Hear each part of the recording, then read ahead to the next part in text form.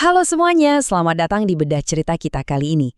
Bersiaplah, karena hari ini kita bakal ngupas tuntas sebuah kisah epik yang bener-bener luar biasa dari dunia shinobi.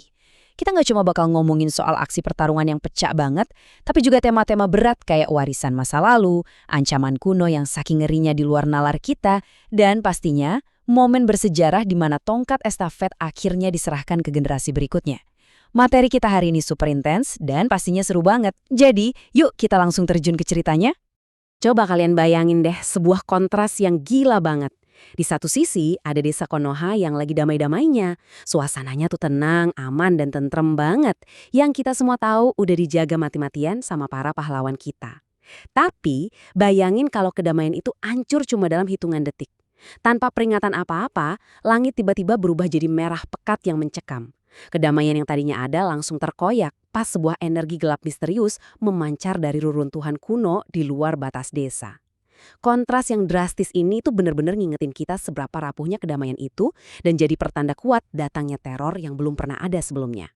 Terus, dari balik langit merah yang menyala itu, boom! Sebuah portal raksasa terbuka lebar dan keluarlah sosok yang jadi akar dari semua teror ini, Raizen. Dengar ya, dia ini bukan cuma musuh biasa yang iseng nyari ribut. Raizen adalah seorang ninja kuno legendaris yang baru aja melek setelah tertidur lelap selama ratusan tahun. Dan tujuannya, gila, spesifik dan mengerikan banget. Dia mau ngerampas seluruh cakra yang ada di dunia shinobi saat ini. Intinya, ambisinya tuh mau meriset segalanya, ngehapus tatanan yang udah ada, dan ngebangun dunia baru yang 100% ada di bawah kendali mutlaknya. Nah, krisis ini tuh bergulir dengan cepat banget, bener-bener nggak ngasih napas. Gini urutannya. Di malam pertama, begitu portal itu terbuka, Naruto sebagai Hokage langsung rasain ancaman level dewa ini. Dalam hitungan jam aja, dia nggak buang waktu dan langsung manggil pasukan elit terkuatnya, Sasuke, Sakura, dan Kakashi. Masuk ke hari pertama, perjalanan mereka ke reruntuhan kuno itu jelas nggak gampang.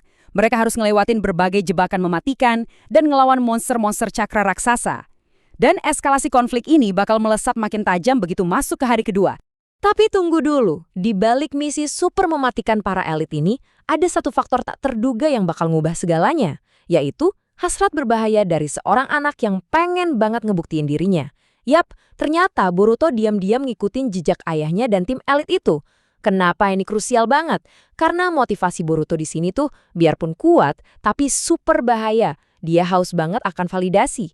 Dia pengen ngebuktiin ke semua orang kalau dia tuh shinobi yang sehebat ayahnya.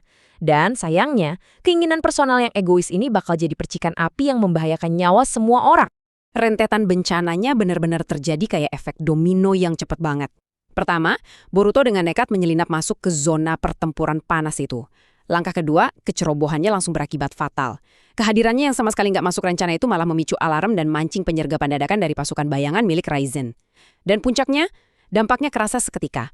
Gara-gara satu manuver yang salah ini, seluruh tim elit Konoha yang tadinya pegang kendali penuh, tiba-tiba keseret ke dalam bahaya besar dan terpaksa masuk ke posisi defensif yang sangat-sangat nggak menguntungkan.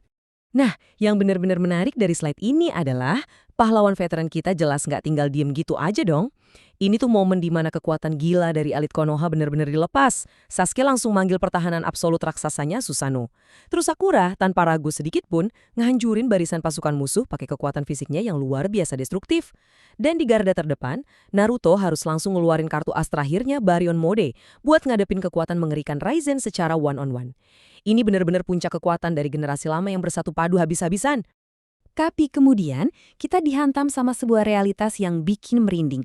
Walaupun Naruto udah ngaktifin Baryon Mode, wujud yang harusnya nggak ada lawan, kekuatan kuno Raizen ternyata masih terlalu mendominasi. Fakta yang super mengejutkan di sini adalah Naruto hampir aja kalah. Coba bayangin ketegangan yang menyesakan dada di medan tempur saat itu. Harapan mulai luntur, bahkan pahlawan terkuat pun udah ada di ambang kehancuran. Di saat semuanya kerasa benar-benar mustahil, muncul satu pertanyaan besar. Siapakah yang masih bisa nyelamatin dunia shinobi sekarang? Dan disinilah letak klimaks emosional dan aksi dari cerita ini pecah. Jawaban dari semua keputusasaan tadi adalah Boruto. Di momen kritis ini, dia akhirnya sadar sama konsekuensi tindakannya dan mutusin buat melangkah maju. Bukan lagi buat pamer, tapi buat ngambil tanggung jawab. Dia ngebantu ayahnya yang udah kehabisan tenaga. Bersama-sama sebagai ayah dan anak, mereka nyatuin sisa-sisa cakra dan ikatan batin mereka yang kuat untuk ngebentuk sesuatu yang epik banget. Rasengan raksasa gabungan, yang bahkan diklaim sebagai rasengan terbesar sepanjang sejarah. Ini bukan cuma soal serangan fisik, teman-teman. Ini adalah manifestasi nyata dari persatuan dua generasi. Poin paling krusialnya tuh ada di energi di balik serangan penentuan ini. Dengan sisa nafas terakhir dan tekad yang benar-benar menyala, Naruto meneriakkan kata-kata legendaris ini. Selama aku masih hidup, aku akan melindungi semua orang yang kucintai. Kekuatan emosi murni dan tekad baja untuk melindungilah yang benar-benar jadi bahan bakar utama serangan itu. Dorongan dari kalimat ini bikin rasengan raksasa itu jadi tak terbendung, melesat maju, dan akhirnya sukses menghancurkan inti cakra Raizen berkeping-keping. Boom! Dampak dari serangan gila itu kerasa secara instan. Pas inti cakra Raizen hancur, eksistensinya sebagai ancaman juga otomatis berakhir detik itu juga. Kehilangan sumber energi utamanya, portal raksasa yang dari tadi nembus langit merah itu pun langsung nutup sepenuhnya. Dan persis kayak awan badai gelap yang mendadak kesapu angin sejuk, kedamaian kembali nyelimutin dunia shinobi. Sebuah kemenangan epik yang diraih dengan susah payah banget, akhirnya berhasil ngembaliin dunia ke keseimbangan aslinya. Peristiwa ini dengan brilian ngegambarin inti sebenarnya dari seluruh perjalanan panjang ini. Pertarungan udah usai, bayangin Naruto yang sekarang lagi berdiri tenang di atas monumen Hokage, matanya mandangin desanya yang udah kembali damai, dengan senyuman hangat yang penuh kebanggaan, dia natap putranya dan pelan-pelan bilang, generasi berikutnya kini ada di tanganmu Boruto. Wah, ini momen yang puitis dan simbolis banget kan? Ini udah bukan lagi soal siapa yang paling kuat tonjokannya di medan perang. Ini adalah tentang pengakuan resmi dan penyerahan tanggung jawab masa depan secara langsung kepada generasi yang baru. Yang akhirnya ninggalin kita dengan satu pemikiran yang cukup mendalam. Setelah ngeliat semua rentetan kejadian tadi, mulai dari kecerobohan naif sampai ke keberanian sejati di garis depan yang mempertaruhkan nyawa, kita pastinya jadi mikir dong. Apakah Boruto kini bener-bener udah siap buat mikul beban seberat itu? Apakah dia udah cukup dewasa buat ngejaga kedamaian yang udah susah payah dipertahankan sama ayahnya? Pertanyaan besar inilah yang ditinggalin oleh kisah epik ini yang bikin kita gergetan dan haus banget pengen ngeliat gimana nasib dunia shinobi ke depannya di tangan generasi selanjutnya. Wah, seru banget kan? Terima kasih ya udah ngikutin bedah cerita kita kali ini dan sampai jumpa di kisah-kisah epik selanjutnya.